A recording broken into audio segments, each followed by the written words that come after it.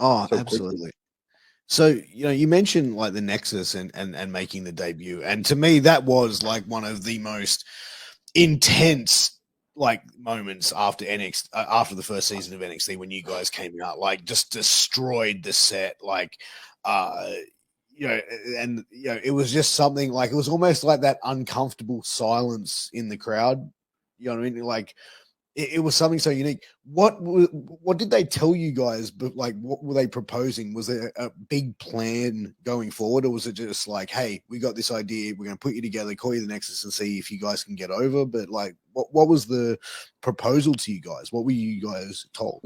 So usually it's like a whole team effort, right? But that was Vince's baby. He pulled us into the office. Like no writers were allowed, no producers, no agents. It was just his thing, and he was like, "This is what you guys are gonna do."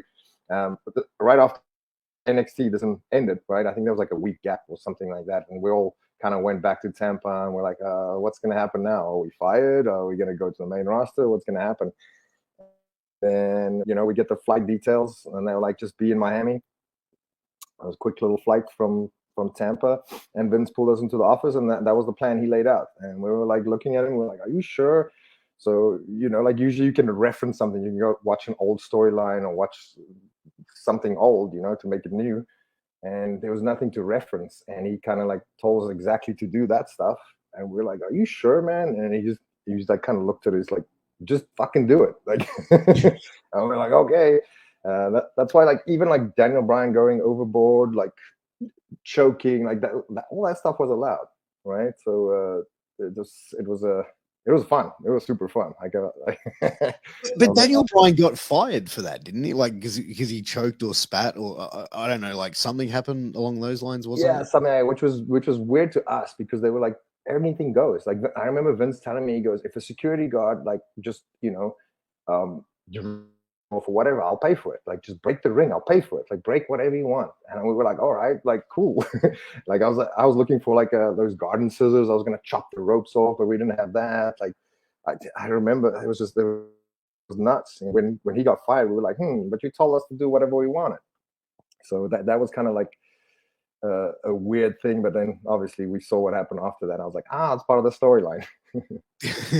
Because it was, yeah, well, because that was the thing. It was like, you guys coming in, and like, once you guys made your debut, like, were you then accepted backstage? Were the guys sort of like, okay, now you're part of the regular crew, you're us, or was it still a little bit of hesitation on their behalf? No, it was kind of like, it was a little mixed. We kind of just went into the locker room, and like we had to just blend in, mix in, like we've been there forever. And I feel like a lot of people not hated us, but they were like, why are these kids getting pushed, and when we're not? But it's like that always in wrestling, right? When someone new comes in, you always like think, but I can fill that spot or whatever it is. So, but we were just given orders, we were given instructions direct from the big boss, and we did them. Mm. What was your overall like feeling of like the backstage environment in WWE? Because like, I think like we see a lot of what comes out on dirt sheets and stuff like that, but I'm of the belief, if you've never been there, you've never experienced it, you don't know exactly what it's like.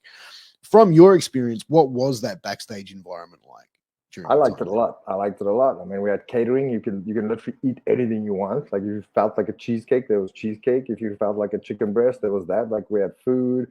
If you wanted to go take photos, there were gear ladies get new gear, get stuff fixed.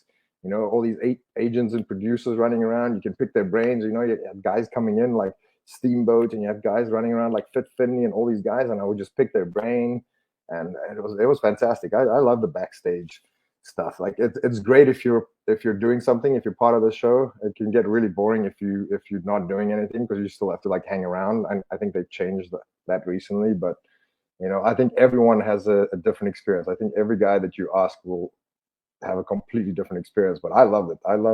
It was great. It was kind of like, like we had to get there. There was what do you call it, like a set time, like what do you call it, a call time that we had to be there, and everything else up, just like it was just fun, right? And then we'd get to work and it'd be super fun. But then TV, you'd switch up when the red light comes on, you'd kind of turn into serious mode or whatever. And then show's finished, you travel to the next city. It's like a traveling circus for 5 years.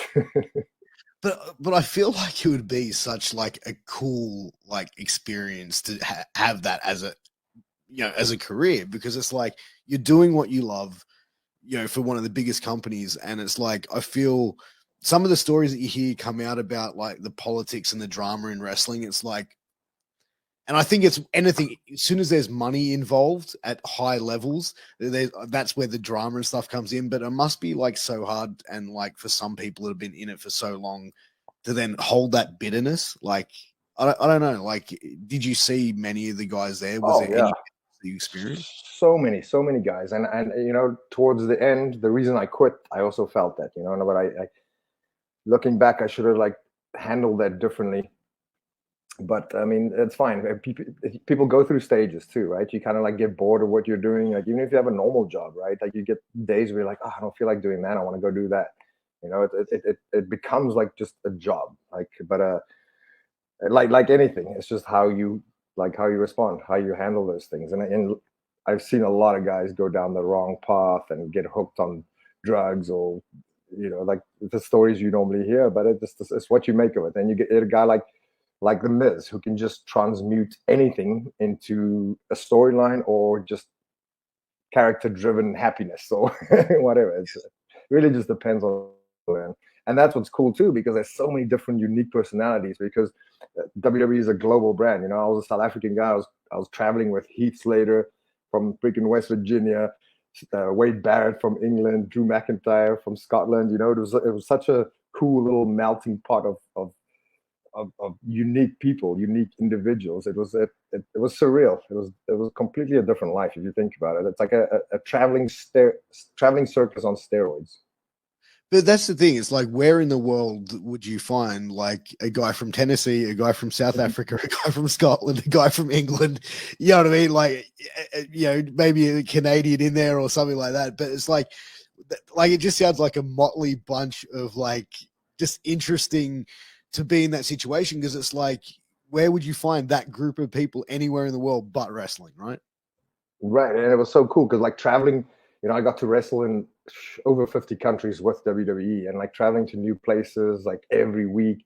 Me and Heath travel together, and the Nexus guys travel together for the longest time. And like people would always stop us and be like, "Hey, who are you guys? Are you guys a band? What do you do?" Most guys knew wrestling back then, but the people who didn't would always stop and be curious, because we were such a. They were like, "Where are you from?" I'm like, "He's from South Africa. He's from West Virginia. He's from Scotland." Like, people were like, "What? How do you guys get together? How are you traveling the United States?" It was always very interesting conversations.